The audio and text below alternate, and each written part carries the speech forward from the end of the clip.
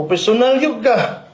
Professional nga, mamutbutay nga pulis. Kung professional ka, unang-una sinagot mo. Ano yung hiningi ko sa'yo? Theoretical framework. Iba may nga sa Calbayog City kaniadto, persona non grata na ka for allegedly participating in partisan political activities. So, what the So, what the So, what the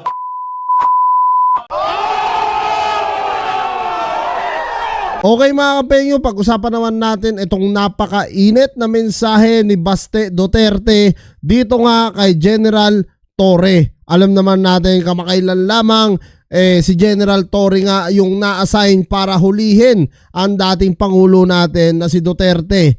At sa kabila ng yon nabatikos nga itong si Torre dahil sa kanyang ginawang kabastusan na sinabihan nga niya itong ating dating Pangulo na hihilain nga raw niya ito pag siya ay nabwisit na, no? Na kung saan ay talaga namang kabastusan iyon para sa atin lahat dahil lahat mismo tayo naging saksi tayo sa pag-aaresto nga neto ni Torre. Even though na okay naman sana yung kanyang pamamalakad, pero hindi naman kailangan na talagang sabihin yung mga bagay na yon. At alam naman niya na napakarami pong media noong mga panahon na yon. At sino ba yung kanyang hinuhuli? Dating presidente lang naman. At pangalawa, sasama naman etong si Tatay Digong, humihingi lang ng time, no? Na kung saan hindi nga napagbigyan ito ni Torre dahil nga sabi ni Torre sinusunod na lang niya, no, yung kanilang serbisyo dahil yun nga ang utos sa kanila. At tara mga kapengyo, wag na natin patagalin at sabay-sabay natin panoorin itong mainit na mensahe ni Baste Duterte kay Torre. Professional akong pulis. Professional yun ka. Professional nga, Mainit mamutbutay agad. nga pulis. Kung professional ka, unang-una sinagot mo. Ano yung hiningi ko sa'yo? Theoretical framework. Kasi may conclusion ka Gina-justify nyo yung ginawa nyo na movement dito o rearrangement ng mga polis sa Davao. Yung reshuffling. Una, theoretical framework. Saan mo ginamit anong ginamit mong framework dyan? Pinag-aralan mo ba yan? Saan mo napulot yung mga conclusion mo? Pangalawa, comparative analysis. Kung professional ka, sagutin mo yan. Pag-aralan mo yung trend na nangyayari sa buong bansa, to sabihin mo sa akin. Case study. Meron na ba nangyaring ganito? Kasi to prove yung ginagawa mo is really justified. Show me. Ano na to? Professional ka to? Baga to?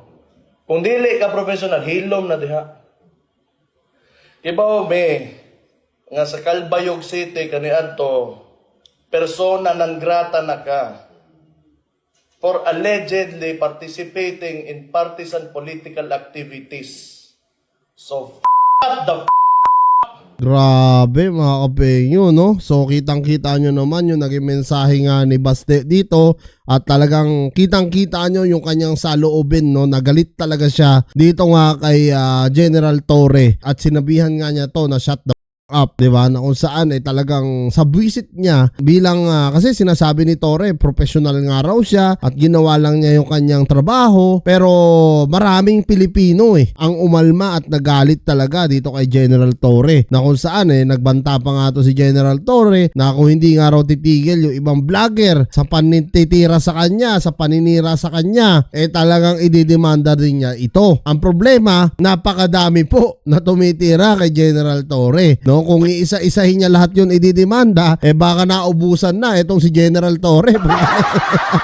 At dito mga kapengyo, no? Grabe ang mensahe dito ni Baste na kung saan marami siyang kine-question dito kay General Torre. Ewan ko lang kung ano yung magiging balik nga ni General Torre dito kay Baste, no? Importante masagot niya, no, itong mga katanungan nga ng anak ng dating Pangulo natin. Kasi nga naman masakit nga naman para sa kanila yon na parang ang nangyari kasi, 'di ba? Sabi nga nila nila Mr. Harry Roque at nila Attorney Panelo kidnap nga raw, no, yung ginawa dito kay dating Pangulong Duterte, which is talagang sapilitan kasi, no? Kung mapapansin natin, no, wala sila na ipakitang warrant, pero sinasabi naman ni Torre meron nga raw na warrant sila nun. Ang tanong kasi dito ng attorney ni Duterte, nasaan ang warrant? Diba? Dapat pagka ganun na huhulihin na yung tao at isasakay na sa eroplano na hindi na pauuwiin, dapat may maipakita man lang sana kayo. Kaya sobra pong